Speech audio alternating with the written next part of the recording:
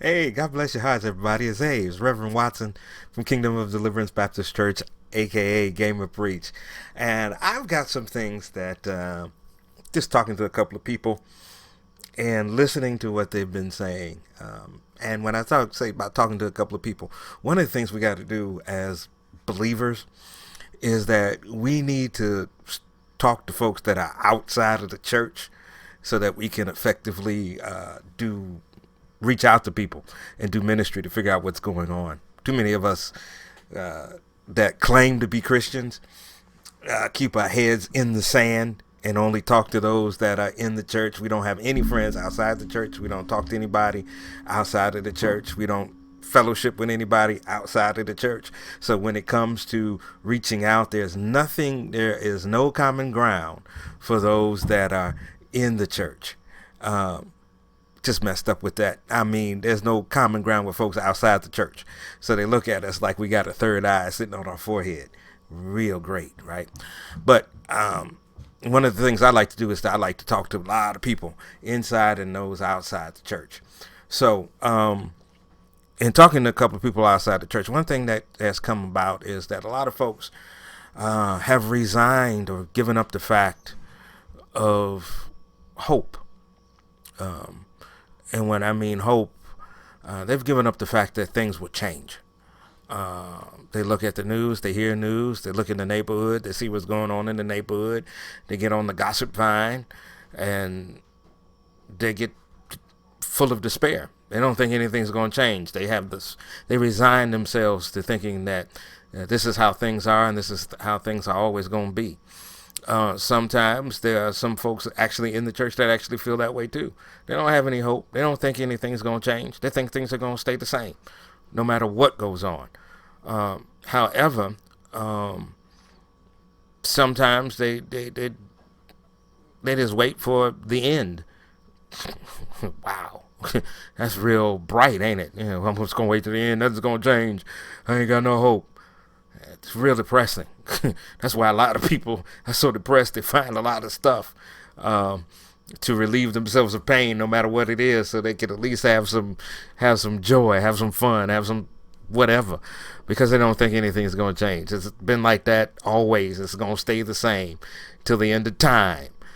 But I'm here to tell you that's not the case, because one of the things about change is that you have to be willing to make the change in your life. You want things to change? You got to change yourself. Oh, what a revelation! Some of y'all say, yeah, you got on the internet, you got on YouTube and put us the video to tell us all that. Yeah, I did. This doesn't change. You go to anybody. You go to motivational speakers. You go to churches. You go to folks on Goldcast or whatever it is on YouTube that I've seen with that has a whole bunch of motivational speakers. One of the things they always say is you got to change yourself. Why do you have to change yourself? Because it comes from the point of view that one person can change the world. Yes, one person can change the world. Just think about it. One person with a vision, and they communicate that vision, whether it's male or female, can change the world. It said Romans 5:12 kind of says this: wherefore by one man sin entered into the world, and death by sin, so death passed on to all men, for that all have sinned. Think about it for a minute. According to the Bible, the Christian faith, everybody has been changed by sin. How did that happen? By Adam and Eve. That's how it happened. Adam and Eve ate of the fruit that they were told not to eat of, and then everything changed. Oh, and if I want to get real nitpicky about it, it wasn't until Adam ate of the fruit, not Eve. Think about it. It wasn't until Adam ate of the fruit, and you'll find it in Genesis 3, that everything changed. Eve ate of the fruit, nothing happened. She gave the fruit to Adam. Adam ate of the fruit. And the next verse said, their eyes were opened and they saw that they were naked. One man ate of the fruit he wasn't supposed to eat of, and everything changed. By one man, sin entered into the world, and so death passed upon all men, for all have sinned. The reverse is true. That one man can change the world for good. Look at all the people that we consider leaders. Martin Luther in the church led the Reformation movement. One man nailed something on a church door, and there were more churches than just the Catholic Church. One man decided, guess what? I'm going to get up and say on August 1963 that I have a dream. One man, Dr. King, changed the world.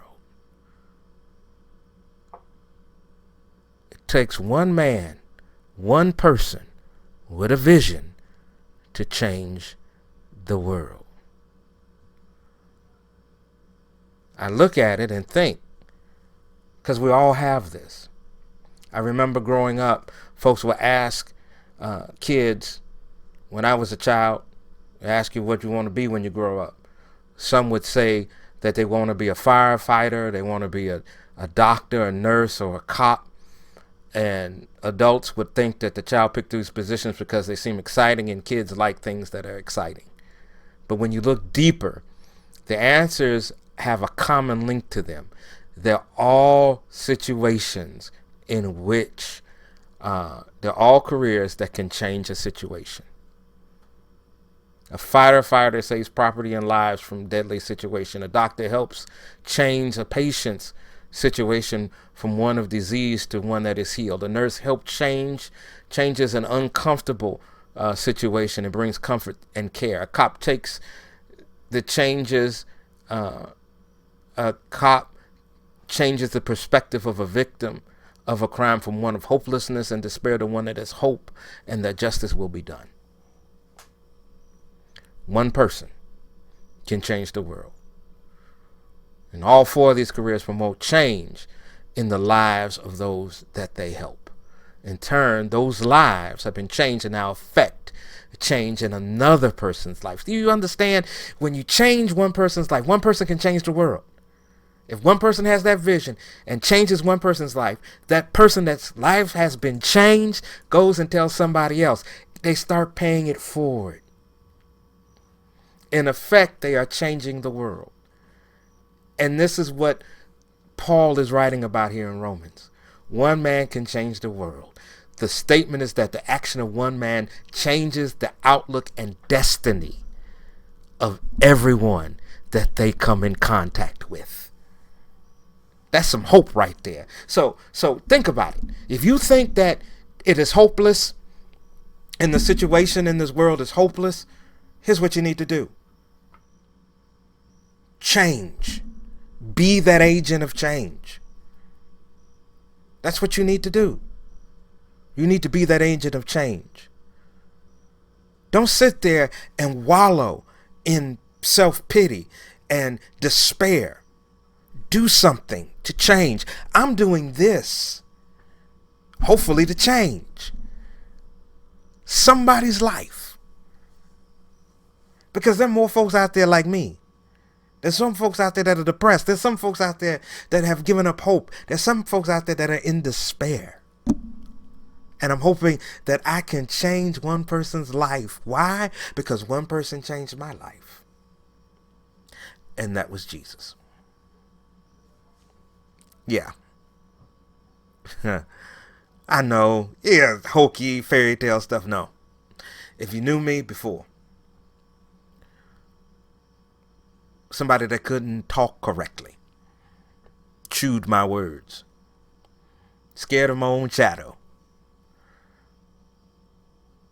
Wouldn't talk to anybody. Shy. Introverted. It wasn't until Jesus changed my life that I'm able to do what I'm doing right now.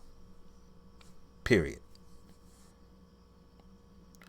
So if you want to change the world, change your life, and affect others with your changed life, that's it. Because what it means is that when you change yourself, you change the world. Trust him for that. Accept him. Because he will do it. And that's it, my brothers and sisters. I know it kind of got heavy. But hey, if you got any questions, comments, feel free to leave them in the comment section. You can contact me on Twitter. You can contact me on YouTube. You can contact me on Facebook.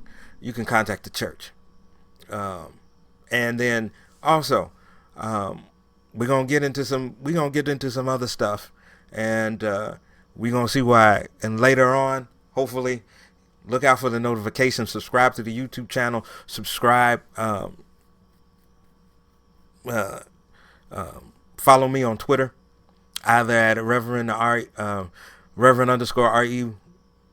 Watson 10 on Twitter, or Gamer Preach on Twitter. And you can get notifications anytime I go live and do the other thing I like to do, which is game.